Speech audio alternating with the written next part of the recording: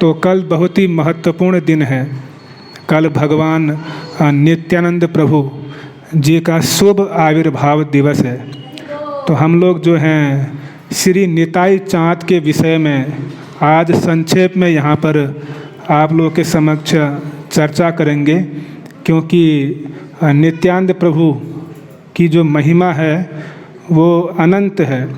कृष्णदास कविराज गोस्वामी चैतन्य चरितामृत में वर्णन करते हैं कि नित्यानंद महिमा सिंधु अनंत अपार, एक कण स्पर्श मात्र से कृपा तहार।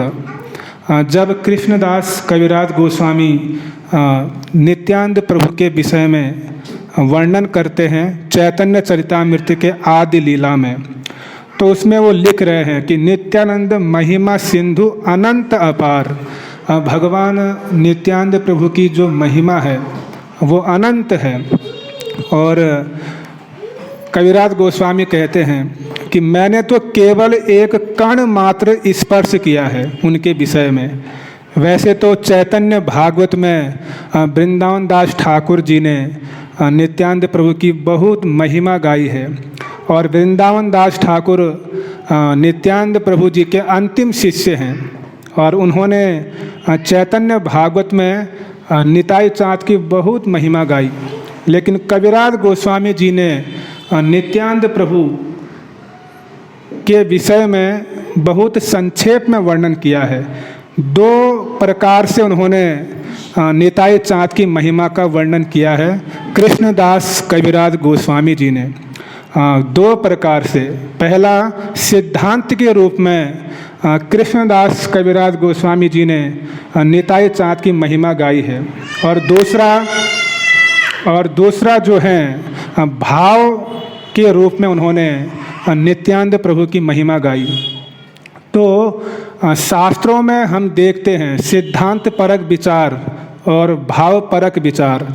तो कविराज गोस्वामी जी ने ठीक इसी तरह से भगवान नित्यानंद प्रभु की महिमा को गाया। पहला सिद्धांत के रूप में उनको प्रतिष्ठित किया कि भगवान नित्यानंद प्रभु हैं कौन। इसके विषय में कृष्णदास कविराज गोस्वामी वर्णन करते हैं। बच्चों को शांत करो। कृष्णदास कविराज गोस्वामी नित्यानंद प्रभु के विषय में लिखते हैं। वैसे तो उनके विषय में वर्णन करने से पहले बलदेव जी का वर्णन करते हैं, बलराम जी। तो बलराम जी कौन हैं?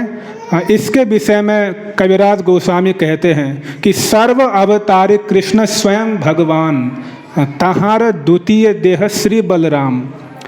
समस्त अवतारों के स्रोत कौन है? भगवान ब्रजेंद्र नंदन श्याम सुंदर, और तहार द्वितीय देह श्री बलराम। उन्हीं के ही दूसरे स्वरूप वो कौन है? श्री बलदेव प्रभु। एक ही स्वरूप दो है भिन्न मात्र काय, आद्य काय विहु कृष्ण लीलार सहाय। दोनों एक ही स्वरूप हैं, एक होने पर भी केवल शरीर उनका भिन्न है। कृष्ण और बलराम जी में कोई भी अंतर नहीं है। अंतर होते हुए भी फिर भी कुछ विशेषता है। अंतर नहीं भी है, लेकिन अंतर नहीं है तब भी क्या है? कुछ विशेषताएं हैं। सिद्धांत रूप में कृष्ण बलराम में कोई अंतर नहीं, और भाव के रूप में रसगत दृष्टि से अगर हम विचार करेंगे तो कृष्ण और बलदेव में बहुत अंतर है। जैसे भगवान कृष्ण पीतांबर वस्त्र धारण करते हैं और बलदेव प्रभु नीलांबर वस्त्र धारण करते हैं, तो वस्त्रों का क्या हो गया? अंतर हो गया। और वर्ण का भी अंतर है। भगवान कृष्ण श्याम वर्ण के हैं और बलदेव प्रभु कौन है? श्वेत वर्ण, गौर वर्ण। और भगवान कृष्ण बंसी को जो है धारण करते हैं, और बलदेव जी मुसल को और हल को धारण करते हैं। तो बलदेव प्रभु जी मुसल और हल को अपने हाथों में हमेशा जो है धारण किए रहते हैं। तो मुसल और हल को क्यों अपने हाथों में धारण करते हैं? आप लोग बताना चाहेंगे इस विषय में? कृष्ण तो जो है वेणु बजाते हैं। वास्तव में सनातन गोस्वामी जी ने श्री बृहद भागवतामृत में कृष्ण की वंशी की विशेषता का वर्णन किया है, और वेणु गीत में तो हम कृष्ण के वंशी का प्रभाव देखते हैं। तो वेणु कृष्ण क्यों बजाते हैं? वेणु कृष्ण इसीलिए बजाते हैं, गोपियों के हृदय में प्रेम को प्रकटित करने के लिए भगवान कृष्ण वेणु बजाते हैं। और उसी प्रकार जो बलदेव प्रभु हैं वो अपने हाथों में मुसल और हल को हमेशा धारण करते हैं। क्यों करते होंगे? कभी मन में आता है ऐसा विचार? क्यों किया होगा? आ रहा समझ में मैं जो बोल रहा हूँ?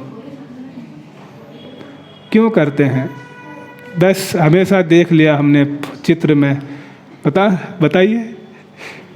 वो गुरु तत्व तो जैसे हमारे हृदय जो कि बंजर हो चुके हैं, उसको हलक मुसल से सींच करके कृष्ण के प्रेम की फसल उसमें हाँ, बहुत अच्छा है। कहाँ सुना आपने? कौन से लेक्चर में? हाँ, बहुत अच्छा। इसका और विस्तार से बताएंगे अंत में, जब नित्यानंद प्रभु की कृपा के विषय में चर्चा करेंगे। और मुसल को क्यों धारण करते हैं? फिर क्या सुना? मुसल के विषय में नहीं सुना? ठीक है, बताएंगे अभी। तो सर्व अवतारी कृष्ण स्वयं भगवान, तो एक ही तत्व हैं। एक होने पर भी रसगत दृष्टि से कुछ अंतर है।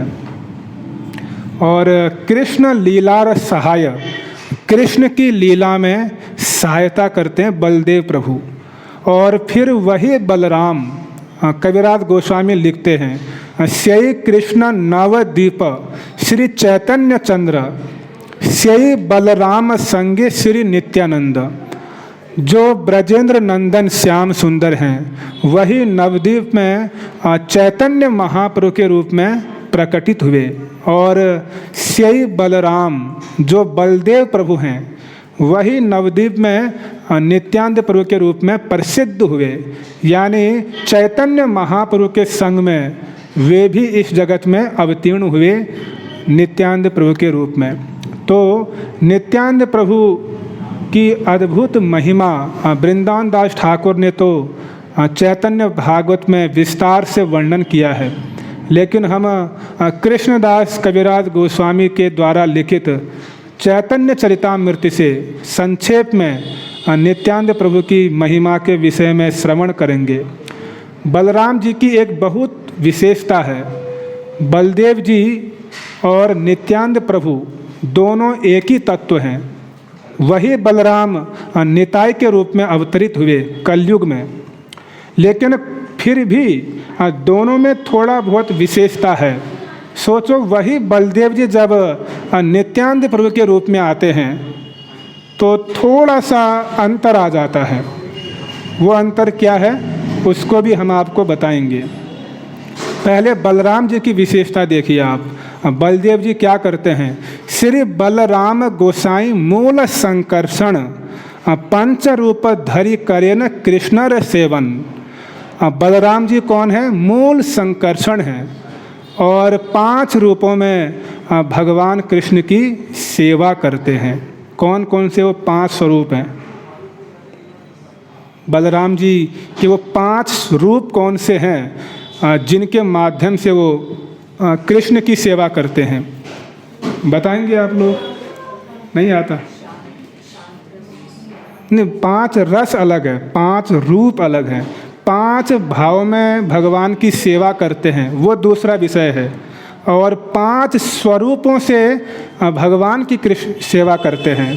कैसी सेवा करते हैं? कृष्ण की सृष्टि की लीला में सहायक होते हैं। पहला स्वरूप क्या है? महासंकर्षण। उनका जो पहला स्वरूप है वो क्या है? महासंकर्षण। और उनका दूसरा स्वरूप क्या है? कारणोदक्षाय विष्णु, जिनको महाविष्णु भी कहते हैं, जो कारण समुद्र में शयन करते हैं। और जिनका कार्य क्या है? अनंत कोटि ब्रह्मांड उनके रोम कूपों से प्रकट होते हैं। आप लोग यहाँ पर दर्शन कर सकते हो। देखिए, ये हैं कौन है ये? महाविष्णु या कारणोदक्षाय विष्णु। और तीसरे हैं गर्भोदक्षाय विष्णु। बलराम जी का जो तीसरा स्वरूप वो क्या है? गर्भोदक्षाय विष्णु। और चौथे हैं क्षीरोदक्षाय विष्णु। और पांचवें हैं शेष यानी अनंत शेष। इन 5 स्वरूपों से भगवान कृष्ण की सेवा करते हैं। आपने करे न कृष्ण लीलार सहाय, सृष्टि लीला कार्य करे धरि चारकाय। तो सृष्टि लीला के लिए जो हैं वो 4 स्वरूप लेते हैं। क्या क्या? महाविष्णु, गर्भोदक्षाय विष्णु, क्षीरोदक्षाय विष्णु और अनंत शेष। तो इन स्वरूपों में वो भगवान कृष्ण की सेवा करते हैं। और बलराम जी ही एकमात्र भगवान के ऐसे भक्त हैं जो 5 रसों में सेवा करते हैं। कोई भी ऐसा भाव नहीं है या कोई भी ऐसा रस नहीं है जिसमें बलराम जी सेवा नहीं करते हों। शांत रस में भगवान की सेवा कर रहे हैं। उनकी पादुका बने हुए हैं, छत्र बने हैं और भगवान का सिंहासन बने हुए हैं, उनकी सैया बने हैं। तो ये सब शांत भाव से बलदेव जी भगवान कृष्ण की सेवा करते हैं और दास्य भाव से भी भगवान की सेवा करते हैं। बलराम जी के अंदर ये अभिमान है। क्या अभिमान है? कि मैं भगवान कृष्ण का सेवक हूँ। यानी बलदेव जी सेवक भगवान हैं। वो भगवान, उनके अंदर कैसा अभिमान है कि मैं कृष्ण का सेवक हूँ। और भगवान कृष्ण के अंदर कैसा अभिमान है? मैं स्वामी हूँ। मैं क्या हूँ? सेव्य भगवान कृष्ण। और बलदेव जी कौन है? सेवक भगवान। उनके अंदर ऐसा भाव या अभिमान है कि मैं कृष्ण का दास हूँ। और राम के अवतार में हम देखते हैं कि लक्ष्मण जी के रूप में राम की सेवा करते हैं। दास भाव से अपने को भगवान राम का दास मानते हैं लक्ष्मण जी। तो लक्ष्मण जी बलदेव जी एक ही हैं। और सख्य भाव में भी जो है भगवान की सेवा कर रहे हैं। वृंदावन में कृष्ण के सखा बने हैं। और वात्सल्य भाव में कृष्ण की सेवा करते हैं। कृष्ण के ऊपर शासन करते हैं। कृष्ण की बात को नहीं सुनते हैं, उल्टा कृष्ण को आदेश देते हैं बलदेव जी। तो वात्सल्य भाव में है। जैसे गौर लीला में हम लोग देखते हैं कि चैतन्य महाप्रभु ने नित्यानंद प्रभु को आदेश दिया है कि आप नवद्वीप में ही रहो, वहीं प्रचार करो। लेकिन तब भी कभी कभी नित्यानंद प्रभु जगन्नाथपुरी आ जाते हैं चैतन्य महाप्रभु के पास। और चैतन्य महाप्रभु क्या बोलते हैं कि मेरी बात तो ये सुनते ही नहीं हैं, मेरी बात को ये नहीं मानते, मैं क्या कह सकता हूँ। तो ऐसे जो हैं वात्सल्य रस से जो हैं भगवान की सेवा करते हैं बलदेव जी। और माधुर्य भाव में भी भगवान की सेवा कर रहे हैं। किस रूप में कर रहे हैं? अनंग मंजरी के रूप में। अच्छे से क्लास सुनते हैं, ये लगता है बहुत अच्छा श्रवण है आपका। तो अनंग मंजरी बहुत ही रहस्यमय है। ये चीज़ें अगर आप बता पा रहे हो तो इसका मतलब आपका श्रवण कीर्तन अच्छा है।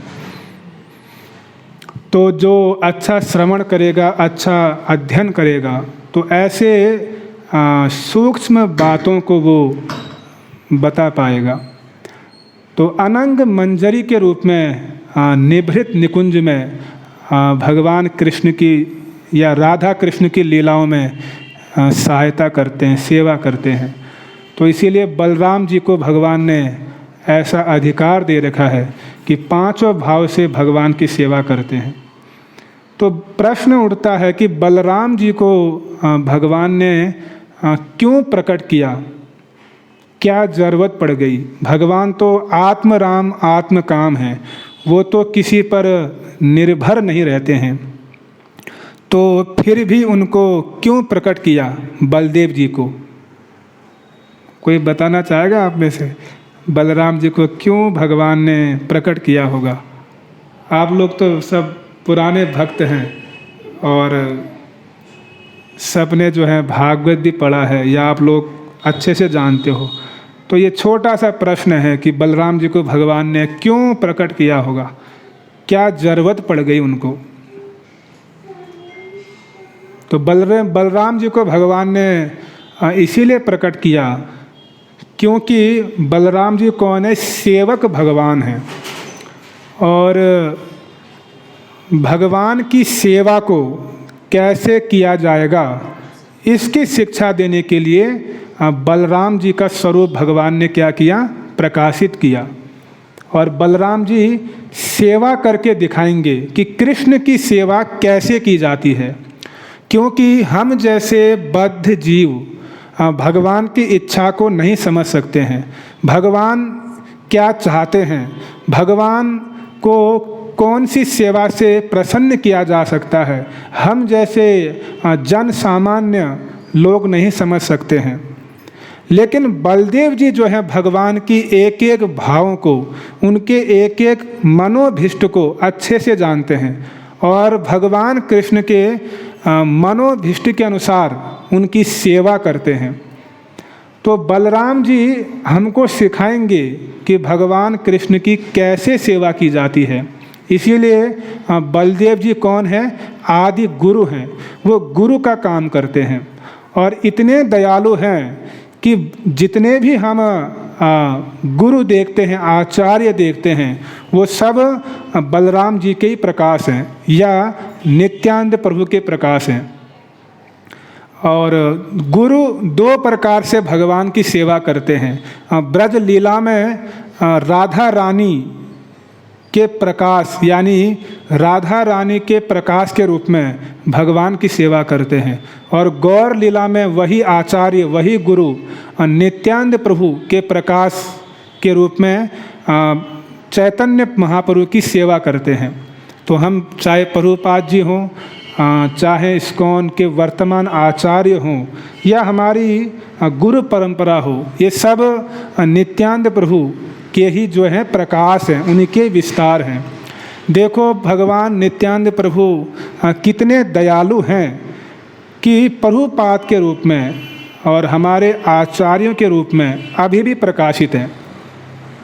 तो ये भगवान नित्यानंद प्रभु की महिमा, उनकी करुणा। तो जगतवासियों को शिक्षा देने के लिए, सेवा की शिक्षा देने के लिए भगवान ने बलदेव जी का स्वरूप प्रकाशित किया। और बलराम जी और नित्यानंद प्रभु दोनों एक ही तत्व होने पर भी फिर भी कुछ विशेषता है। जैसे कृष्ण और चैतन्य महाप्रभु एक ही तत्व हैं, ब्रजेंद्र नंदन जेई सच सुत हैल सेई बलराम हैल निताई। तो ब्रजेंद्र नंदन श्याम सुंदर ही क्या हैं, चैतन्य महाप्रभु हैं, और बलराम जी कौन है, निताई चाँद हैं। लेकिन तब भी अंतर है, वही कृष्ण जब चैतन्य के रूप में आते हैं तो उनकी विशेषता और बढ़ जाती है, और वही बलराम जी जब नित्यानंद प्रभु के रूप में आते हैं तो उनकी विशेषता और अधिक बढ़ जाती है। वो क्या विशेषता है, इसको गहराई से समझने की आवश्यकता है। भगवान कृष्ण और बलराम बहुत कृपालु हैं, बहुत दयालु हैं, लेकिन चैतन्य महाप्रभु और नित्यानंद प्रभु क्या हैं, करुणामय हैं। क्या है, करुणामय। कृष्ण बलराम कृपामय हैं और चैतन्य और नित्यानंद प्रभु कौन है, करुणामय, करुणा बरसाते हैं। चैतन्य और निताई चाँद क्या करते हैं, करुणा को बरसाते हैं, और कृष्ण बलराम क्या करते हैं, कृपा को देते हैं, कृपा करते हैं। तो इसीलिए लोचनदास ठाकुर ने एक भजन भी लिखा है, परम करुणा पहु दुई जन निताई गौर चंद्र सब अवतार सार शिरोमणि केवल आनंद कंद। परम करुणा, परम करुण है कौन, गौर निताई, और कृष्ण कौन है, परम कृपालु हैं। लेकिन राधिका जी कौन है, करुणा कुरुमयी करुणा भरिते राधे जय जय माधव दयिते। राधा रानी भी कौन है? करुणामयी हैं। तो कृष्ण चैतन्य महाप्रभु के रूप में करुणामयी कैसे बन गए? क्योंकि उन्होंने राधिका जी का हृदय चुरा लिया, और राधिका जी का जो स्वभाव क्या है? करुणा करना। इसीलिए वही कृष्ण जब चैतन्य रूप में आते हैं तो वही कृष्ण क्या करते हैं? फिर करुणा करते हैं। क्यों करुणा करते हैं? क्योंकि उनका हृदय किनका है? श्रीमती राधा रानी का। तो करुणा और कृपा बहुत अंतर है। क्या अंतर है? कृपा में विचार होता है, किस पर करें किस पर ना करें। कृपा में क्या होता है? विचार होता है।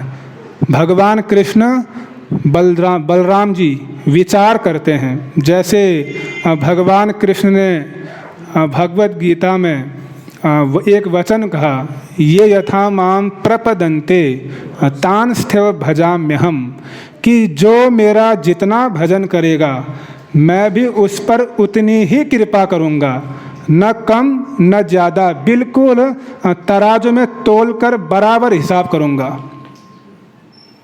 न कम करूँगा न ज़्यादा। तो भगवान ने एक लिमिटेशन रख दी, और भगवान सब पर कृपा नहीं करते हैं। कृपा करने में कृष्ण बलराम बहुत कंजूस हैं, कंजूस करते हैं, बहुत कंजूसी हैं। अगर उनके भक्त अगर उनसे उनकी भक्ति को मांगते हैं तो भगवान कृष्ण बलराम अपनी भक्ति को नहीं देना चाहते हैं, उल्टा प्रलोभन में फंसाते हैं। अपने भक्तों को कहते हैं कि आप जो हैं मुक्ति मांग लो या ब्रह्मा का पद मांग लीजिए, भक्ति की बात मत कीजिए। तो भगवान कृष्ण थोड़ा घुमाते हैं, एकदम नहीं देते हैं। रामायण में हम देखते हैं भगवान राम से काकभूषुंडी जी वरदान मांगते हैं, तो राम जो है उनको कहते हैं आप संसार का वैभव मांग लो, मोक्ष मांग लो या ब्रह्मा का पद मांग लो। तो कृष्ण के भक्त या राम के भक्त बड़े चतुर होते हैं, उनको कौन ठग सकता है। तो काकभूषुंडी कहते हैं कि मुझे तो केवल आपकी अहेतु की भक्ति चाहिए और मुझे कुछ नहीं चाहिए, आप मुझे ठगने का प्रयास मत कीजिए। तो इस प्रकार भगवान राम को बाध्य होना पड़ता है काकभूषुंडी जी को भक्ति का वरदान देने में।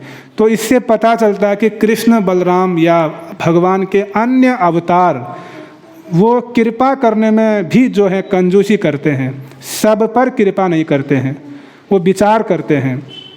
और मान लो कृपा करते भी हैं तो वो कृपा का अनुभव जो होता है वो मरने के बाद होता है। जैसे शिशुपाल पर भगवान ने कृपा किया, तो कृपा किया तो जीते जी शिशुपाल ने उस कृपा का अनुभव नहीं किया, मरने के बाद किया।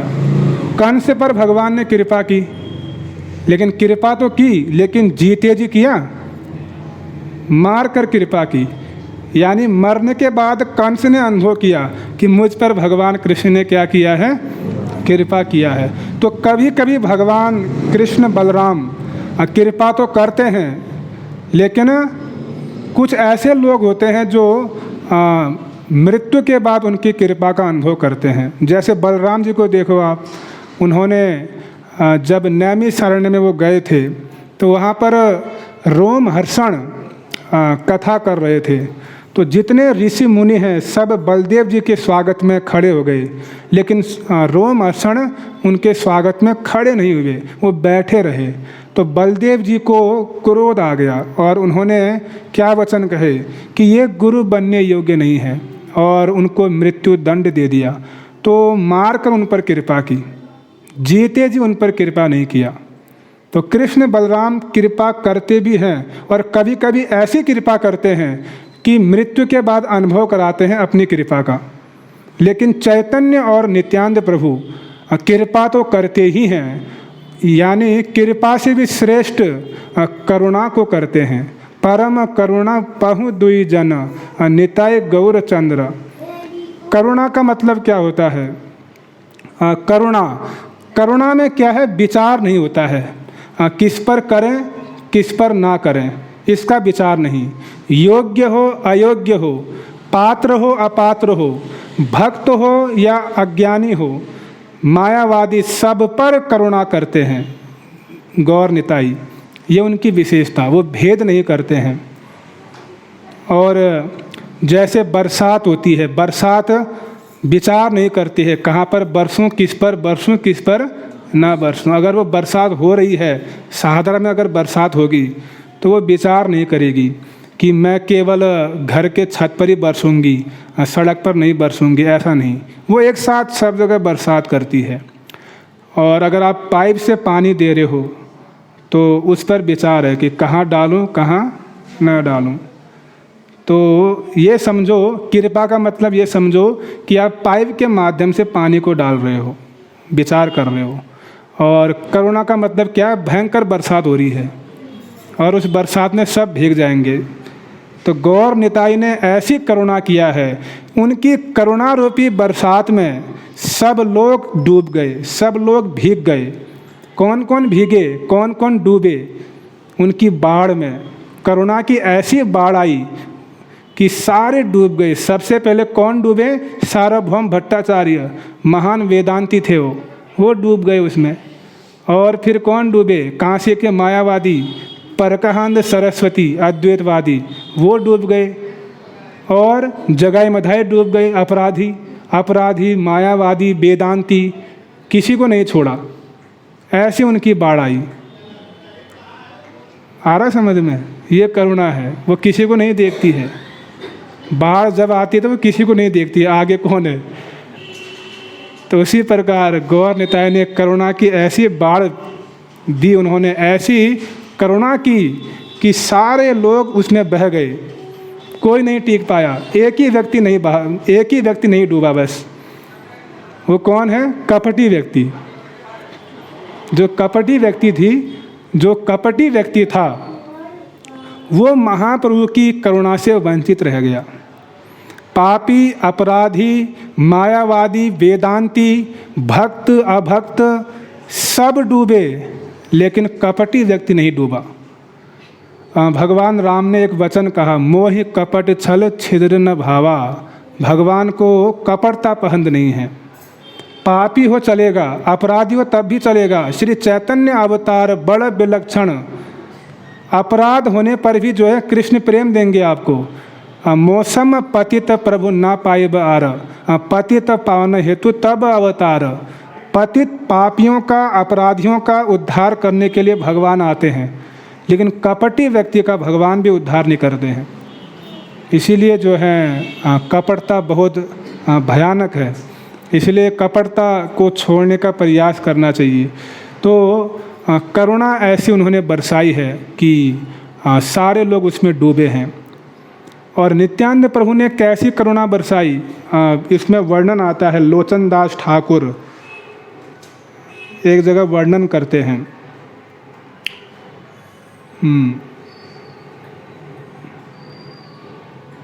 कि ब्रह्मार दुर्लभ प्रेम सब कार्य याचे। यानी नित्यानंद प्रभु ने ऐसी करुणा की कि जो प्रेम ब्रह्मा जी को नहीं मिला, ऐसा प्रेम किनको दे दिया? दीनहीन पतित पामर, दीनहीन पतित लोगों को ऐसा प्रेम प्रदान किया नित्यानंद प्रभु ने, जो प्रेम ब्रह्मा जी को प्राप्त नहीं हो पाया। आबद्ध करुणा सिंधु काटिया मोहाना, घरे घरे बोले प्रेम आमी यार वाना। उन्होंने क्या किया? करुणा का जो सागर था वो आबद्ध था, यानी जो करुणा का सागर था वो ब्लॉक था, वो खोला नहीं गया था, कपाट बंद था उसका। लेकिन नित्यानंद प्रभु ने क्या किया? उसको तोड़ दिया, उस दीवार को तोड़ दिया और घर घर में प्रेम की बाढ़ ला दी। ऐसी उन्होंने करुणा किया। तो जो ब्रज प्रेम था, उस प्रेम को नित्यानंद प्रभु ने सबके घरों में पहुंचाया। और बलराम जी क्या करते हैं? बलराम जी कृपा तो करते हैं, लेकिन उनका स्वभाव है मृत्यु दंड देना असुरों को। लेकिन नित्यानंद प्रभु का स्वभाव क्या है? मार खाइया प्रेम दिया। वो तो मार खाकर भी प्रेम देने वाले हैं। जगाई मधाई ने उन पर प्रहार किया था, लेकिन नित्यानंद प्रभु ने क्या किया कि मैं इनको कृष्ण प्रेम में डुबा दूंगा। उनको मृत्यु दंड नहीं दिया, जबकि चैतन्य महाप्रभु उनको मृत्यु दंड देने के लिए तैयार हो गए। लेकिन निताई चाँद ने ही वहाँ पर क्या किया? उनसे निवेदन किया कि प्रभु इस अवतार में आप अस्त्र शस्त्र नहीं उठाएंगे। तो नित्यानंद प्रभु कितने दयालु हैं कि उन्होंने जगाई मधाई जैसे अपराधियों पर भी करुणा की, उनको कृष्ण प्रेम का दान किया। तो ये नित्यानंद प्रभु की ऐसी करुणा। तो इसीलिए जब कविराज गोस्वामी जब नित्यानंद प्रभु के सिद्धांत के विषय में वर्णन करते हैं कि नित्यानंद प्रभु बलराम जी हैं और कैसे वो भगवान की सेवाएं करते हैं, बहुत विस्तार से उन्होंने वर्णन किया है। लेकिन अचानक जो है कविराज गोस्वामी उत्साहित हो जाते हैं और बड़े उत्कंठित होते हैं नित्यानंद प्रभु की करुणा, उनकी कृपा के विषय में बताने के लिए। कृष्णदास कविराज गोस्वामी बड़ा ही सुंदर वर्णन करते हैं एक जगह। कविराज गोस्वामी कहते हैं कि आपन नारक कथा लिखी निर्लज्ज हैया, नित्यानंद गुण लेखाया उन्मत्त करिया। कि अब मैं स्वयं अपने जीवन के विषय में लिखूंगा। ये कौन कह रहे हैं? जोर से बोलिए, कौन कह रहे हैं? कृष्णदास कविराज गोस्वामी। क्योंकि हमने सुना कि नित्यानंद प्रभु करुणा करते हैं, कृपा करते हैं, लेकिन जब नित्यानंद प्रभु की करुणा के विषय में, उनकी दया के विषय में कृष्णदास कविराज गोस्वामी वर्णन करने जा रहे हैं, तो सबसे पहले अपने विषय में लिखते हैं कि मुझ पर जो है कैसे उन्होंने करुणा किया था। स्वयं का जीवन लिख रहे हैं और क्या कह रहे हैं? आपन नारक कथा लिखी निर्लज्ज हैया। मैं निर्लज्ज होकर अपने विषय में लिख रहा हूँ। कौन कह रहे हैं? कविराज गोस्वामी। अपने विषय में नहीं लिखना चाहिए, लेकिन तब भी लिख रहा हूँ। क्यों लिख रहा हूँ? क्योंकि नित्यानंद गुणों लेखाए उन्मत्त करिया। कि नित्यानंद प्रभु के गुण ही ऐसे हैं कि उन्होंने मुझे उन्मत्त कर दिया है, लिखने के लिए बाध्य कर दिया है। यदि नित्यानंद प्रभु की महिमा को नहीं लिखूंगा तो जगत में कैसे उनकी महिमा प्रकाशित होगी? नित्यानंद प्रभुर गुण महिमा अपार, सहस्त्र वदन शेष नाहि पाए यार। कविराज गोस्वामी कहते हैं कि नित्यानंद प्रभु की अनंत महिमा है, अनंत शेष, अनंत मुखों से उनकी महिमा गाने जाएंगे तब भी वो नहीं गा पाएंगे। तो ऐसा वर्णन कर रहे हैं कविराज गोस्वामी। तो उनके जीवन में नित्यानंद प्रभु ने कैसे करुणा किया, कैसे कृपा किया, इस विषय में हम श्रवण करेंगे। आप लोग बताना चाहेंगे कि कविराज गोस्वामी के जीवन में कैसे कृपा हुई? किसी को पता आप में से? नहीं पता?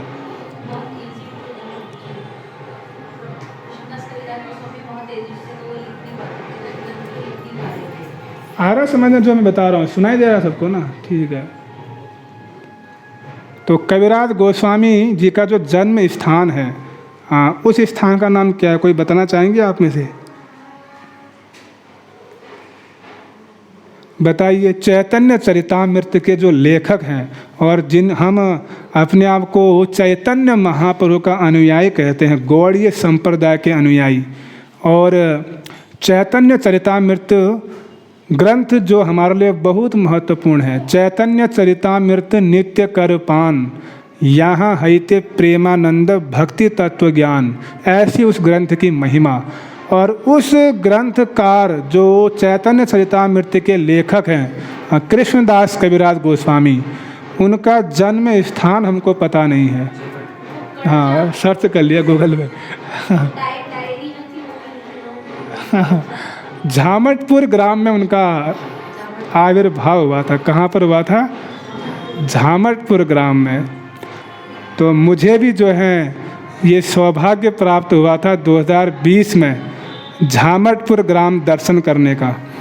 तो मायापुर से जो है करीब करीब 80 किलोमीटर दूर झामटपुर ग्राम पड़ता है।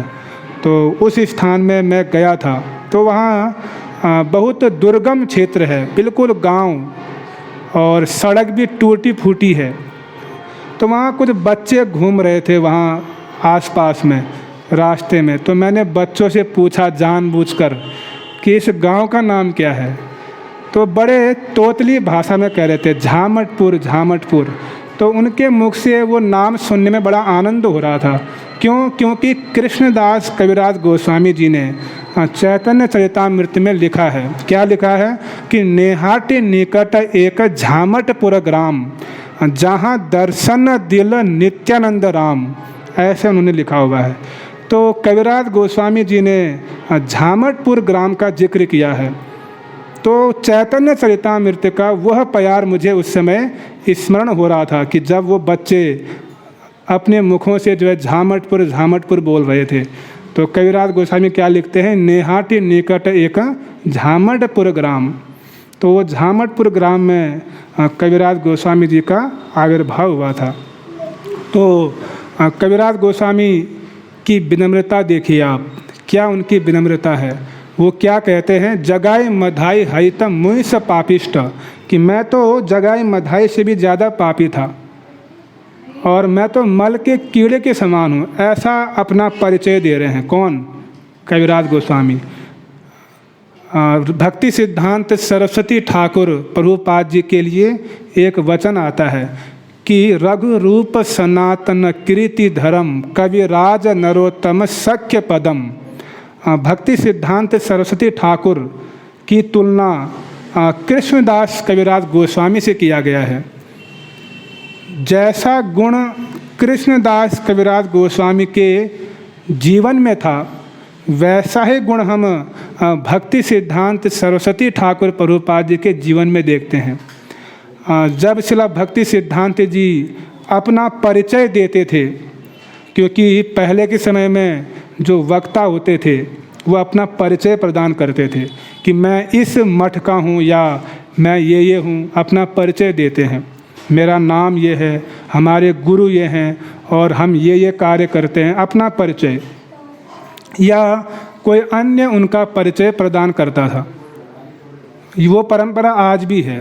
लेकिन भक्ति सिद्धांत जी जब अपना परिचय देते थे तो वो हर समय यही कहते थे कि जो हमारे गुरु हैं कृष्णदास कविराज गोस्वामी, उन्होंने जो अपना परिचय दिया है वही मेरा परिचय है।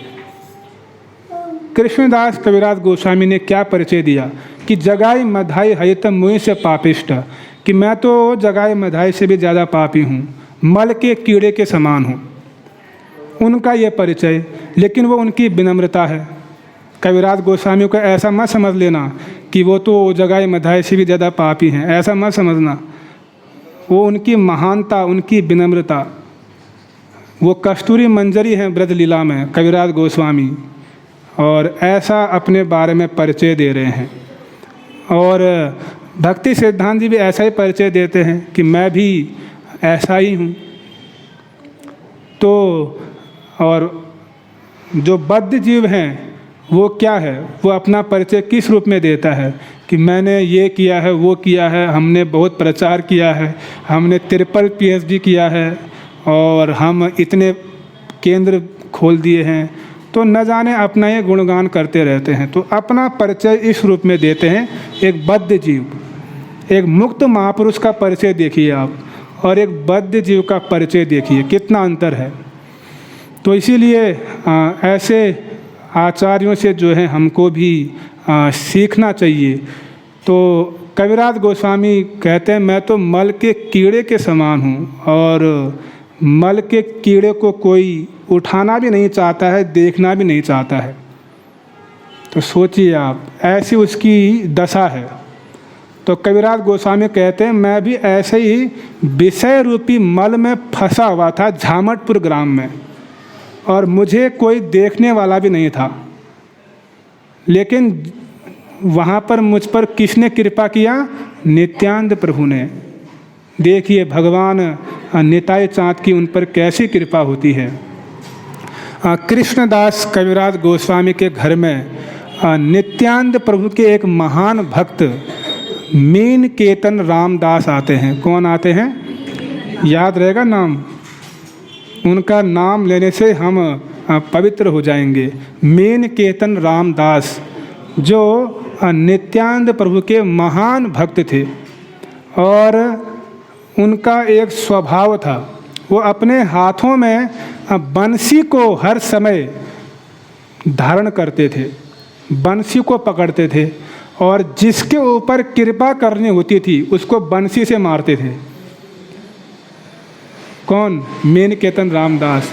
सोचिए, मार खाना भी क्या है? कृपा है। जैसे शिवानंद सेन को देखो आप, वो जब जगन्नाथपुरी की ओर जा रहे हैं तो मार्ग में भक्तों को नदी पार करा रहे हैं और नित्यानंद प्रभु को भी क्या किया उन्होंने?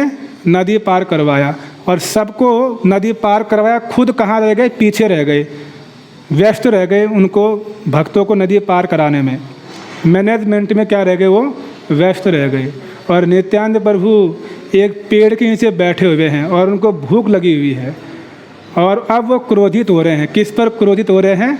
शिवानंद सेन पर, कि मुझको भूखा छोड़ा, इसके तीनों बच्चे मर जाएं। ऐसा बोल रहे हैं। क्या बोल रहे हैं? इसके तीनों बच्चे मर जाएं। जब ये वचन सुना शिवानंद सेन की पत्नी ने, वो ज़ोर ज़ोर से रोने लगी और क्या कहने लगी? गोसाई जी रुष्ट हो गए हैं, अब इन्होंने जो कहा है वो सत्य होगा। तो उतनी देर में शिवानंद सेन वहाँ पर आते हैं और आते ही जो है निताई चाँद ने उनके छाती पर ज़ोर से लात मारा। इतनी ज़ोर से लात मारा कि काफ़ी दूर जाकर गिरे शिवानंद सेन और गिर के जब उठते हैं, उठकर ज़ोर से मुस्कुराते हुए, ताली बजाते हुए नित्यानंद प्रभु की महिमा गा रहे हैं कि आज मुझ पर कृपा हुई, आज मैंने कृष्ण भक्ति पाया। कौन बोलते हैं ऐसा? शिवानंद सेन। क्या उससे पहले उन्होंने कृष्ण भक्ति नहीं पाया था? कह रहे हैं कि आज मैंने कृष्ण भक्ति पाया। वास्तव में उस दिन मोहर ठोक गई उनके ऊपर। नित्यानंद प्रभु ने क्या किया? अपने लात से उनको मोहर ठोक दी। हाँ, तुमको क्या मिल गया है? अब कृष्ण भक्ति मिल गई है। तो इस प्रकार जो है इस रूप में वो देख रहे हैं और बाद में फिर नित्यानंद प्रभु उनका आलिंगन करते हैं और उनको अपना उच्छिष्ट देते हैं। तो ऐसे कभी कभी नित्यानंद प्रभु का ऐसा भी आचरण है जिसको जगतवासी नहीं समझ सकते हैं। लात मारकर भी कृपा कर रहे हैं शिवानंद सेन पर। अगर ऐसी लात हमारे ऊपर पड़ जाए नित्यानंद प्रभु की, तो कौन नहीं स्वीकार करना चाहेगा? चाहेगा नहीं चाहेगा? जैसे राधा गोविंद महाराज कहते हैं, अगर कोई आपको सोने के सिक्के से मारे तो आप उसका विरोध नहीं करोगे, आप बोलोगे और मारो, तो उसमें आपको बुरा नहीं लगेगा, आप प्रसन्न होंगे और मारिए, क्योंकि आपको कीमती वस्तु मिल रही है। कोई बात नहीं, थोड़ा मार सहन कर लेंगे, लेकिन वस्तु तो कीमती मिल रही है। उसी प्रकार शिवानंद सेन, भले लात पड़ी लेकिन कीमती वस्तु मिली। क्या मिली? उनकी कृपा मिली नित्यानंद प्रभु की, तो उसमें कोई घाटा नहीं है। तो उसी प्रकार मीन केतन रामदास जी का स्वभाव था कि जिस पर वो कृपा करते थे उसको बंसी से मारते थे और उसको कृष्ण प्रेम देते थे। तो कविराज गोस्वामी जी का घर था झामटपुर ग्राम में और उनके घर में मीन केतन रामदास आए थे जो नित्यानंद प्रभु के महान भक्त हैं और कविराज गोस्वामी जी के छोटे भाई थे एक, जो राधा कृष्ण की उपासना या उनकी पूजा कर रहे थे, अर्चना कर रहे थे उस समय। और उनका जो निष्ठा था वो चैतन्य महापुरुष के प्रति था, लेकिन नित्यानंद प्रभु के प्रति उनकी निष्ठा नहीं थी और श्रद्धा भी नहीं थी। जब मीन केतन रामदास उनके घर में आए तो कविराज गोस्वामी ने उनका स्वागत किया, लेकिन जो कविराज गोस्वामी के छोटे भाई हैं वो पूजा में व्यस्त थे, वहाँ तक तो ठीक था, लेकिन देखकर भी अनदेखा किया, स्वागत नहीं किया। यहाँ तक तब भी ठीक था। उसके बाद क्या हुआ, फिर नित्यानंद प्रभु की निंदा करना उन्होंने शुरू कर दिया कि निताई चाँद देखो कैसे हैं, सन्यासी होकर भी शादी करते हैं, बताइए ऐसा सन्यासी कभी होता है। तो कई प्रकार से जो हैं नित्यानंद प्रभु की निंदा शुरू कर दी। तो मीन कीर्तन रामदास बहुत रुष्ट हुए और बहुत क्रोधित हुए और क्या बोलते हैं कि ये दूसरा रोमहर्षण है। क्या बोलते हैं, ये दूसरा रोमहर्षण है जो नित्यानंद प्रभु की निंदा कर रहा है, और अपनी बंसी को तोड़ते हैं क्रोध में आकर, और कविराज गोस्वामी के घर को छोड़कर चले जाते हैं क्रुद्ध होकर। तो कृष्णदास कविराज गोस्वामी अपने छोटे भाई के इस व्यवहार को देखकर बड़े दुखी होते हैं और मन में सोचते हैं कि मेरे घर में नित्यानंद प्रभु के महान भक्त मीन कीर्तन रामदास जी का ऐसा अपमान और उनके प्रति ऐसा अपराध हुआ है कि अब मैं इस घर में क्या इस गांव में ही नहीं रहूँगा। कविराज गोस्वामी ने मन में क्या सोचा कि मैं इस घर में क्या, मैं इस गांव में नहीं रहूँगा, इस गांव को ही छोड़ दूँगा जहाँ पर ऐसे महान भक्त का क्या हुआ हो, अपराध हुआ हो। और संध्या के समय निकल पड़े, कहाँ जाऊँगा, किस तरफ जाऊँगा, कोई पता नहीं। निकलते निकलते जंगल में पहुँच गए और वन में जो है अर्धरात्रि में उनको छोटी सी झपकी आती है और उसी बीच उनको भगवान नित्यानंद प्रभु अपना दर्शन देते हैं और दर्शन देकर उनके ऊपर कृपा करते हैं, उनके मस्तक पर अपने चरणों को क्या करते हैं, रख देते हैं और एक आदेश देते हैं कि जाओ वृंदावन, आपको सब कुछ प्राप्त होगा। कविराज गोस्वामी को ऐसा आदेश, तो खाली वृंदावन जाने का आदेश नहीं दिया, वृंदावन जाओ, वृंदावन वास करो। उसके बाद क्या बोला, आपको सब कुछ प्राप्त होगा। सूखा वृंदावन वास नहीं चाहिए। ब्रज में तो बहुत लोग वास करते हैं, लेकिन सूखा वास नहीं। ब्रजवास तब सार्थक है जब वहाँ हमको ब्रज के जो श्रेष्ठ रसिक भक्त हैं उनका संग मिले, उनका अनुगत्य मिले, तभी ब्रजवास हमारा सार्थक है। इसलिए रूप गोस्वामी जी ने उपदेशामृत में वर्णन किया, तिष्ठन ब्रजे तद अनुरागी, ब्रज में वास करो, लेकिन कैसे, अनुरागी भक्तों के अनुगत्य में, भक्तों के संग में वास करो, तभी वो हरा भरा ब्रजवास है, सूखा ब्रजवास नहीं। तो इस प्रकार नित्यानंद प्रभु की कृपा हुई और कविराज गोस्वामी वृंदावन आते हैं और वृंदावन आकर उनको क्या क्या प्राप्त होता है नित्यानंद प्रभु की कृपा से, उसका वर्णन कविराज गोस्वामी करते हैं चैतन्य चरितामृत में। तो वो प्यार बड़े सुंदर हैं, आप लोग मेरे पीछे उनको दोहराना कि जो कृपा कृष्णदास कविराज गोस्वामी पर किया नित्यानंद प्रभु ने, क्या क्या उनको प्राप्त हुआ आप देखिए। कविराज गोस्वामी वर्णन करते हैं, जय जय नित्यानंद नित्यानंद राम, जय जय नित्यानंद नित्यानंद राम, जहाँ कृपा ते पाइनु वृंदावन धाम, जहाँ तो कविराज गोस्वामी बोलते हैं कि नित्यानंद प्रभु की जय हो, जिनकी कृपा से मैंने वृंदावन धाम प्राप्त किया। और फिर क्या बोलते हैं, जय जय नित्यानंद जय कृपामय, जय जय नित्यानंद जहाँ हैते पायन रूप सनातन आश्रय, जहाँ हैते पायन रूप। भगवान नित्यानंद प्रभु की जय हो, जिनकी कृपा से मुझे रूप गोस्वामी और सनातन गोस्वामी का आश्रय प्राप्त हुआ। तो रूप सनातन का भी आश्रय प्राप्त हुआ। फिर जहाँ हैते पायनु रघुनाथ महाशय, जहाँ हैते पायनु, जहाँ हैते पायनु श्री स्वरूप आश्रय, जहाँ हैते। और क्या प्राप्त किया? नित्यानंद प्रभु की कृपा से मैंने रघुनाथ दास गोस्वामी को प्राप्त किया, और नित्यानंद प्रभु की कृपा से मैंने स्वरूप दामोदर को प्राप्त किया। किनको प्राप्त किया? स्वरूप दामोदर। यहाँ पर आपके मन में एक प्रश्न उठना चाहिए था, जब कविराज गोस्वामी कह रहे हैं कि मैंने नित्यानंद प्रभु की कृपा से किनको प्राप्त किया? जहाँ हैते पायनु श्री स्वरूप आश्रय, स्वरूप दामोदर का आश्रय प्राप्त किया, उनका संग प्राप्त किया।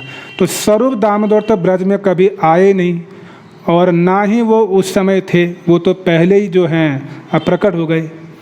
तो कविराज गोस्वामी ऐसा क्यों कह रहे हैं कि मैंने नित्यानंद प्रभु की कृपा से स्वरूप दामोदर को प्राप्त किया? मन में नहीं आता ऐसा प्रश्न, बुद्धि काम नहीं करती, ऐसा प्रश्न मन में उठना चाहिए। तो क्या कविराज गोस्वामी झूठ लिख रहे हैं? नहीं। स्वरूप दामोदर का संग किस रूप में प्राप्त किया? उन्होंने रघुनाथ दास गोस्वामी के रूप में, रघुनाथ दास गोस्वामी के वाणी के रूप में, क्योंकि स्वरूप रघु जो रघुनाथ दास गोस्वामी हैं, उनके कंठ पर स्वरूप दामोदर के विचार सुरक्षित हैं, और रघुनाथ दास गोस्वामी ने स्वरूप दामोदर के विचारों के जो हैं कृष्णदास कविराज गोस्वामी को श्रवण कराया। तो स्वरूप दामोदर का आश्रय, उनका संग उनकी वाणी के रूप में जो हैं उन्होंने प्राप्त किया, क्योंकि रघुनाथ दास गोस्वामी ने जो भी वचन बोले वो सब किनके थे? स्वरूप दामोदर जी के थे। तो स्वरूप दामोदर जी का संग उनकी वाणी के रूप में प्राप्त किया कृष्णदास कविराज गोस्वामी जी ने। और क्या प्राप्त किया? सनातन कृपाय पायनु भक्ति रस सिद्धांत, सनातन कृपाय पायनु श्री रूप कृपाय पायनु भक्ति रस प्रांत, श्री रूप कृपाय पायनु भक्ति रस प्रांत। और नित्यानंद प्रभु की कृपा से सनातन गोस्वामी का संग प्राप्त हुआ, और उनसे भक्ति के सिद्धांत सीखा। और श्री नित्यानंद प्रभु की कृपा से रूप गोस्वामी का अनुगत्य प्राप्त हुआ। उनसे क्या प्राप्त हुआ? भक्ति रस का ज्ञान प्राप्त हुआ, भक्ति रस प्रांत। तो भक्ति में दो विचार हैं, एक रसगत विचार, एक सिद्धांतगत विचार। तो सिद्धांत उन्होंने सीखे सनातन गोस्वामी जी से, और रसगत विचार की शिक्षा किनसे लिया? रूप गोस्वामी जी से। और क्या प्राप्त हुआ? जय जय नित्यानंद चरणारविंद, जय जय नित्यानंद चरणारविंद, जहाँ हैते पायनु श्री राधा गोविंद, जहाँ हैते पायनु श्री। तो कविराज गोस्वामी लिख रहे हैं कि ऐसे भगवान नित्यानंद प्रभु की जय हो, उनके चरणों की जय हो, जिनकी कृपा से मैंने श्री राधा गोविंद जी को प्राप्त किया। तो सोचिए कविराज गोस्वामी पर नित्यानंद प्रभु ने कैसे कृपा किया कि उनको वृंदावन धाम भी दिया, सनातन गोस्वामी का संग प्राप्त हुआ, स्वरूप दामोदर का आश्रय मिला, और रूप गोस्वामी सनातन गोस्वामी से उन्होंने भक्ति के सिद्धांत और रस के विषय में शिक्षा सीखी, और अंत में जो है राधा गोविंद जी की प्राप्ति हो गई। तो कैसे हुई? केवल कविराज गोस्वामी ने क्या किया था? नित्यानंद प्रभु के महान भक्त का सम्मान किया था, उनका आदर किया था, उनकी सेवा किया था। और नित्यानंद प्रभु कविराज गोस्वामी के इस आचरण से प्रसन्न हो गए, और नित्यानंद प्रभु ने उनको क्या क्या दे दिया आप खुद ही सुन लिए। कितनी बड़ी वस्तु दे दी उनको, वृंदावन दे दिया, और रूप गोस्वामी का संग दे दिया, रघुनाथ दास गोस्वामी का आश्रय दे दिया। तो ऐसे नित्यानंद प्रभु की करुणा है। तो कविराज गोस्वामी कहते हैं कि मैं तो झामटपुर ग्राम में फंसा हुआ था, विषय रूपी मल में फंसा हुआ था, लेकिन नित्यानंद प्रभु ने ऐसा मुझ पर कृपा किया कि वहाँ से उठाकर मुझे वृंदावन पहुँचा दिया और बहुत ऊंची वस्तु दे दी, और क्या कहूँ, स्वयं राधा गोविंद प्राप्त हो गए। तो ये उनकी करुणा। तो मेरे ऊपर, यानी कविराज गोस्वामी कहते हैं कि मेरे ऊपर नित्यानंद प्रभु की कैसी करुणा हुई थी, उन्होंने खुद ही वर्णन किया। तो आप लोग चाहते हो कि हम पर भी ऐसी करुणा हो नित्यानंद प्रभु की, जैसी कविराज गोस्वामी के ऊपर हुई। तो हम भी जो हैं विषय रूपी मल में फंसे हुए हैं, और अगर हम पर भी निताय चाँद कृपा करें तो वो हमको ब्रज धाम दे सकते हैं। है न निताय बिना भाई, ब्रज राधा कृष्ण नाही पाई। तो नित्यानंद प्रभु की कृपा से हम ब्रज में राधा कृष्ण को प्राप्त कर सकते हैं। तो हम नित्यानंद प्रभु से यही प्रार्थना करेंगे कि वो अपने हाथों में हल मुसल को लेते हैं, तो हमारा जो हृदय रूपी खेत है वो क्या हो गया है, बंजर हो गया है। और उस बंजर भूमि पर नित्यानंद प्रभु अपने हल से क्या करें, कृषि करें। कैसी कृषि करें, भक्ति की कृषि करें। तो हम नित्यानंद प्रभु से यही प्रार्थना करते हैं। और मुसल, उनका मुसल भी है, उससे क्या करते हैं, वो अनर्थों को भगाते हैं, पीड़ते हैं अनर्थों को, जो है हमारे हृदय में अनर्था हैं उनको भगाएंगे। तो नित्यानंद प्रभु और उनके हल मुसल से हमारी यही प्रार्थना है कि हमारे हृदय में वो क्या करें, भक्ति रूपी कृषि करें। अभी तो माया का कृषि इसमें हृदय में व्याप्त है, बड़े बड़े माया के बीज जो हैं हृदय में फलीभूत हो रहे हैं। तो नित्यानंद प्रभु की अगर कृपा हो जाएगी तो हमको वृंदावन और ब्रज भक्ति प्राप्त हो जाएगी, तो ब्रज भक्ति रूपी फल हमको प्राप्त हो जाएगा। तो कल तो नित्यानंद प्रभु जी का आविर्भाव दिवस है, तो आज हमने उसकी भूमिका के रूप में यहाँ पर संक्षेप में कुछ चर्चा किया। अभी तो भूमिका बनी है, कथा तो बहुत लंबी है, समय की अपनी सीमा है, इसीलिए यहीं पर जो है हम विराम देंगे। किसी का कोई प्रश्न हो तो आप लोग पूछ सकते हो, समय तो वैसे हो गया है, फिर भी अगर किसी का मन में कोई प्रश्न हो तो पूछ सकते हैं। हरे कृष्णा।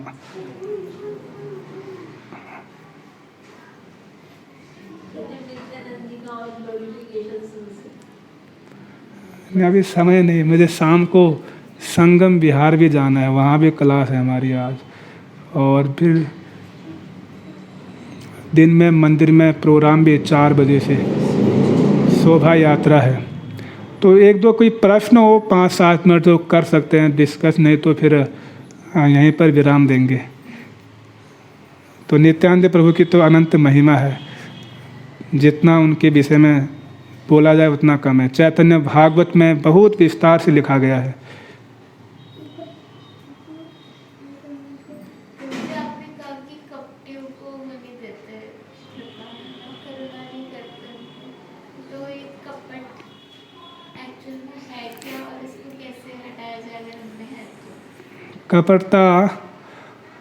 कपटता का अर्थ है कि अंदर कुछ बाहर कुछ। जैसे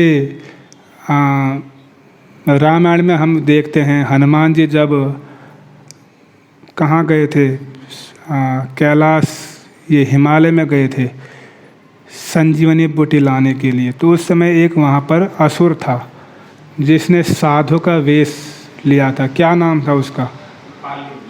कालनेमी। तो वो कपटता है।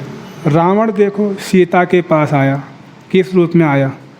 साधु के रूप में, सन्यासी के रूप में। तो वो कपटता है। बाहर से साधु सन्यासी दिख रहा है, लेकिन हृदय में क्या है? कपटता। हृदय में आसुरी प्रवृत्ति, दुर्गुण, और उसका जो मोटिव है, उसका जो लक्ष्य कुछ और है। आ रहा समझ में? यानी जो दिख रहा है वो नहीं, बाहर से कुछ दिख रहा है और लक्ष्य कुछ और है। इसको क्या बोलेंगे? कपटता। जैसे आप बाहर से साधु दिख रहे हो और लक्ष्य क्या है? किसी को मर्डर करना, तो ये क्या हो जाएगा? कपटता हो जाएगी। या लक्ष्य क्या है? किसी की निंदा करना, किसी को नीचा दिखाना, गाली गलौज करना, अपशब्दों का प्रयोग करना, ये लक्ष्य है। तो साधु का वेश तो लिया आपने, लेकिन अंदर कुछ और है, आपका लक्ष्य कुछ और है, कुछ और चल रहा है अंदर, तो ये कपटता है। और भगवान को ये पसंद नहीं है, डुप्लिसिटी ये पसंद नहीं है भगवान को। तो जो हो वही दिखाओ। अगर आप असुर हो तो असुरी बनो, आ रहा समझ में? अब भक्त हो तो भक्ति दिखाओ। बने तिलक विलक लगा रखा है, मान लो तिलक लगा दिया और आप अब यहाँ लड़ाई करने लगे सड़कों में, आप गुंडागिर्दी कर रहे हो, आप धोती कुर्ता पहन के, तो ये कपड़ता है, शोभा नहीं देगा ये। आ रहा समझ में? या और अगर उसको कहें तो हमारे हृदय में मान लो काम क्रोध लोभ मोह भरे पड़े हैं, लेकिन हम छुपा रहे हैं भगवान के सामने, गुरु वैष्णव के सामने, अपनी कमी को नहीं बता रहे हैं, तो ये कपड़ता है, छुपा रहे हैं अपने आप को। मतलब अंदर कुछ है और उनके सामने कुछ और प्रस्तुत हो रहे हैं, ये भी कपड़ता है। भगवान के सामने हमको वास्तविकता प्रस्तुत करनी चाहिए कि देखो प्रभु मैं ये हूँ, आप सब देख लो, मेरे अंदर ये चल रहा है। और गुरु जी के सामने भी, गुरु जी के सामने छुपाना नहीं चाहिए अपने आप को। गुरु को तो कोई ठग नहीं सकता है। जिन गुरु ने भगवान को अपने वशीभूत कर लिया हो, उनको कौन ठग सकता है? तो अगर आप उनके सामने कुछ झूठ बोलते हो या अपनी कमियों को छिपाने का प्रयास करते हो, तो ये कपटता है। या श्रेष्ठ वैष्णव के सामने अपनी कमियों को छिपा रहे हो, तो वो कपटता है। डॉक्टर के सामने अपनी बीमारी को छिपा रहे हो, ये कपटता है। फिर डॉक्टर आपका इलाज कैसे करेगा? बीमारी कुछ थी, आपने कुछ और बता दिया, तो ये कपटता है। आ रहा समझ में? तो इसलिए निष्कपट बनना है। क्या बनना है? निष्कपट भाव से हरि गुरु वैष्णव की सेवा करनी है, इसलिए कहा गया निष्कपट होना है। भले ही आप पापी हो, अपराधी हो, चलेगा, लेकिन कपट नहीं चलेगा, निष्कपट होना पड़ेगा। और गुरु और भगवान के सामने तो निष्कपट बनना ही पड़ेगा, तभी हम भगवान को आकर्षित कर पाएंगे। अपनी कमियों को बोलना पड़ेगा और हृदय से रोना पड़ेगा भगवान के सामने कि देखो मेरे अंदर ये स्थिति है और आप जो हैं इस कमी को दूर कर दो। तो अगर भगवान के सामने अपनी कमियों को या अपने दोषों को जो हैं बताने का साहस करेंगे, तो वो जो है निष्कपटता है। अर्जुन के जीवन में हम ऐसा देखते हैं। अर्जुन ने सत साहस किया। क्या किया? सत साहस। एक होता है दुस्साहस, एक होता है सत साहस। दुस्साहस करना कपटता है, सत साहस करना निष्कपटता है। अर्जुन ने भगवान के सामने सत साहस किया, यानी निष्कपटता दिखाई। कैसे दिखाई? चंचलम ही मनः कृष्ण, कि हे कृष्ण मेरा मन तो बहुत चंचल है, मैं वायु को रोक सकता हूँ लेकिन मन को नहीं रोक पा रहा हूँ। तो अपनी कमी को जो है उन्होंने भगवान के सामने बताने में हिचके नहीं। ये नहीं सोचा मन में कि देखो मैं तो सर्वश्रेष्ठ धनुर्धर हूँ और संपूर्ण पृथ्वी में मेरा इतना नाम है, लोग क्या सोचेंगे कि इतने बड़े धनुर्धर हो और राज्य संभालते हो और इतने बड़े धर्मज्ञ बनते हो, लेकिन मन ही का आपका कंट्रोल नहीं है। लोग क्या बोलेंगे मेरे बारे में, उपहास करेंगे, मजाक करेंगे, ऐसा उनके मन में भाव नहीं आया। और उन्होंने सत साहस किया, निष्कपटता दिखाई कि हाँ मेरा मन चंचल है, कृष्ण आप बताइए कैसे इसको रोकें। दुस्साहस नहीं किया, हाँ हाँ कृष्ण ठीक है, मैं मन को जो है, मेरा मन तो चंचल नहीं है, मैं ठीक हूँ, आप आगे बोलिए, ऐसा नहीं कहा। कृष्ण को रोका और कहा कि मेरा मन चंचल है, बताइए कैसे रोकें इसको। आ रहा समझ में? इसको बोलते हैं सत साहस। और सत साहस करना इतना आसान नहीं है, तो दुस्साहस कर लेते हैं, और वही दुस्साहस क्या है? कपटता है। तो इसीलिए अर्जुन के जीवन में हम ये देखते हैं। आ रहा समझ में?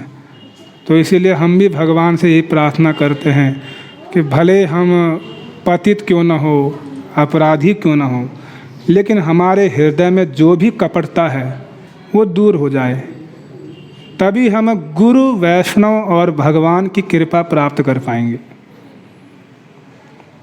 नहीं तो नहीं कर पाएंगे, कभी नहीं, असंभव। आ रहा समझ में? तो ये सब चीज़ें हैं। और कोई प्रश्न?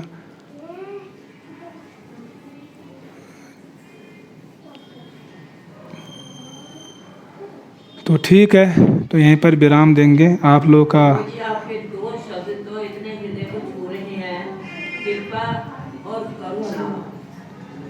ये जो आपने समझाया है इसका मीनिंग, ये बिल्कुल जो है ऐसे हृदय को छू गए कि यह सही बात है कि करुणा तो भगवान सबसे करुणा करते हैं, सबसे बता रहे हैं।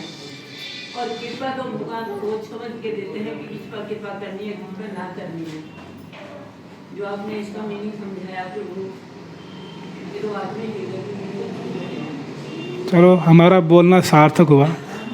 किसी ने तो हमारी बात को समझा, स्वीकार किया, और हमारा ये बोलना सार्थक हो गया। ये हमारे वचन नहीं है, आचार्यों के वचन हैं। हम तो उन्हीं की बात को दोहरा रहे हैं। जो गुरु, वैष्णव, जो हमारे आचार्य हैं, वो सब ये विचार दिए हैं, और हम तो केवल उन्हीं का ही जूठन आपके सामने प्रस्तुत कर रहे हैं। तो आप लोग हमको भी आशीर्वाद दो कि हम भी जो है उनके विचारों को समझ पाएँ और उन्हीं का ही चिंतन करते करते मर जाएं। गुरु, वैष्णव का चिंतन करते करते हमारा मृत्यु आ जाए, यही हम कामना करते हैं। ठीक है, हरे कृष्णा। बहुत बहुत धन्यवाद। हरे कृष्णा।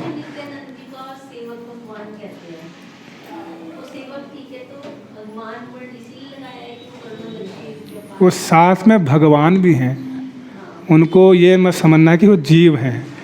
तो भगवान, साक्षात भगवान होने पर भी सेवा का भाव प्रस्तुत कर रहे हैं। सेवक का स्वरूप उन्होंने लिया है और वो सिखा रहे हैं जगतवासियों को। जैसे प्रधानमंत्री होते हैं, नरेंद्र मोदी मान लो, वर्तमान प्रधानमंत्री को ले लें, तो कभी कभी वो क्या करते हैं, झाड़ू मारते भी दिखाई देते हैं। तो उनको झाड़ू मारने वाला मत समझ लेना, वो हैं प्रधानमंत्री साथ में, लेकिन वो झाड़ू मार के क्या दिखा रहे हैं, आदर्श प्रस्तुत कर रहे हैं जगतवासियों के समक्ष। आ रहा समझ में? मोटे बुद्धि समझा रहा हूँ मैं। उसी प्रकार बलराम जी को अगर वो सेवा कर रहे हैं तो उनको सामान्य सेवक मत समझ लेना, वो भगवान हैं, लेकिन सिखा रहे हैं सेवा करके। ठीक है, तो गधे की अकल से समझ में आया अब? ठीक है ना? तो मोदी जी सामान्य व्यक्ति नहीं है, वो पीएम है भारत के। अगर वो झाड़ भी मार रहे हैं तो दिखा रहे हैं आचरण करके। कभी कभी जो हैं ऐसा कार्य करते हैं वो, जिससे बड़ा आश्चर्य होता है। तो भगवान है, बड़ा आश्चर्य है। बलदेव जी भगवान होते हुए भी सेवा का भाव है, कैसा आश्चर्य है। और हम लोग का जो धर्म ही सेवा है, लेकिन हमारे अंदर वो भाव नहीं आ पाता है, ये और बड़ा आश्चर्य है। जीवेरे स्वरूप है कृष्णेर नित्य दास, ये भाव है हम लोगों का, तब भी वो भाव नहीं आ पाता है। तो बलदेव जी को सिखाते हैं जगतवासियों को। ठीक है ना? और कुछ आया समझ में? आपको नहीं आया? ठीक है, बोलिए बोलिए, छोटा बच्चा। हाँ, क्या होगा? किसी ने कपट अगर कर दिया तो वो फिर हटेगा? वो हटेगा निष्कपट साधुओं का संग करने से। जो निष्कपट साधु हैं उनका संग करो, उनके साथ रहो, तो कपटता हट जाएगी। कपटी व्यक्ति का संग करोगे तो कपटी बनोगे, और शराबी का संग करोगे तो शराबी बनोगे। तो उसी प्रकार निष्कपट कैसे बन पाएंगे? जब निष्कपट साधुओं का संग करेंगे तभी निष्कपटता आएगी। ठीक है ना? तो इसलिए साधु संग में रहना है, निष्कपट साधु संग में। ठीक है, हरे कृष्ण।